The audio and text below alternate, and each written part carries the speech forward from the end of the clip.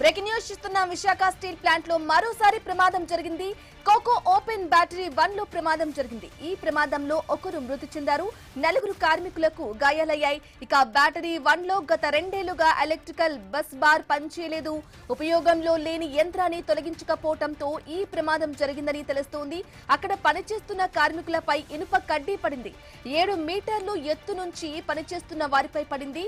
ఇక ఈ ఘటనలో కార్మికులకు తీవ్ర గాయాలయ్యాయి. వారిని కిమ్స్ ఆసుపత్రికి తరలించారు. అక్కడ చికిత్స పొందుతూ కాంట్రాక్ట్ కార్మికుడు అనంత బార్వే మృతి చెందాడు.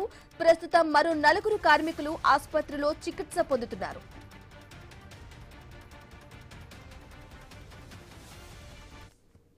రైట్గా విశాఖ స్టీల్ ప్లాంట్ లో జరిగిన ప్రమాదానికి సంబంధించిన కంప్లీట్ డీటెయిల్ మా ప్రతినిధి రాజు లైవ్ ద్వారా అందిస్తారు. రాజు,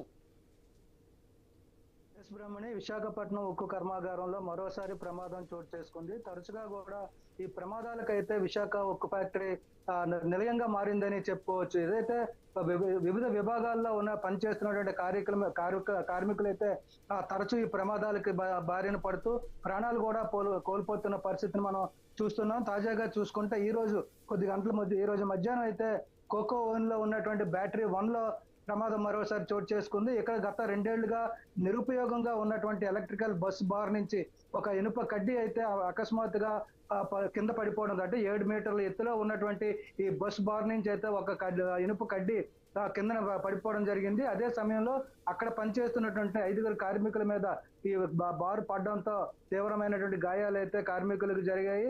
ఇది తక్షణమే అక్కడ ఉన్నటువంటి మిగతా కార్మికులు సిబ్బంది కూడా వాళ్ళని హుటాహుటిన కిమ్స్ ఐకాన్ ఆసుపత్రికి అయితే తరలించడం జరిగింది. మార్గ మధ్యంలో అనంత్ అనేటువంటి ఒక కాంట్రాక్ట్ కార్మికుడు అయితే మృతి చెందడం జరిగింది. దీంతో మళ్ళీ స్టీల్ ప్లాంట్ లో విషాదం చోటు చేసుకుందని చెప్పుకోవచ్చు.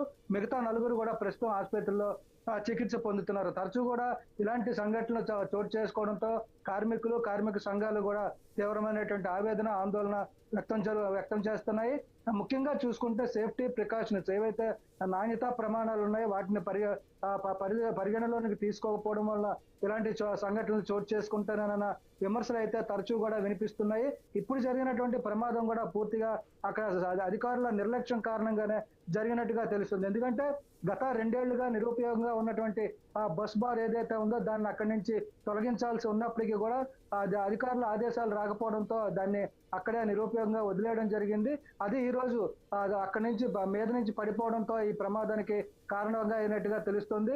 ఇలాంటి సంఘటనలు తరచూ కూడా స్టీల్ ప్లాంట్ లో జరుగుతున్నప్పటికీ కూడా యాజమాన్యం అయితే సరైన రీతిలో స్పందించడం లేదు. కార్మికుల ప్రాణాలను అయితే గాలికి వదిలేస్తున్నారు అన్నటువంటి విమర్శలు అయితే తీవ్ర స్థాయిలో వినిపిస్తున్నప్పటికీ కూడా అధికారుల పనితీరులో అయితే మార్పు రాలేదని చెప్పుకోవచ్చు. గత నెలలో జరిగినటువంటి అగ్ని ప్రమాదంలో 10 మంది మృతి చెందిన సంఘటనకు సంబంధించి కూడా ఇప్పటికీ చాలా మందికి ఒక 15 మంది వరకు కూడా చర్యలు తీసుకోవడం జరిగింది. తర్వాత కార్మికుల కుటుంబాలకి ఉద్యోగాలు ఇవ్వడం జరిగింది.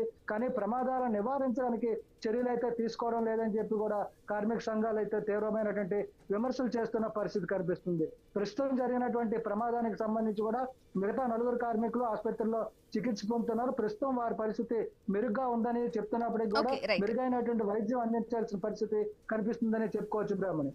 Right Raju, thank you for the updates.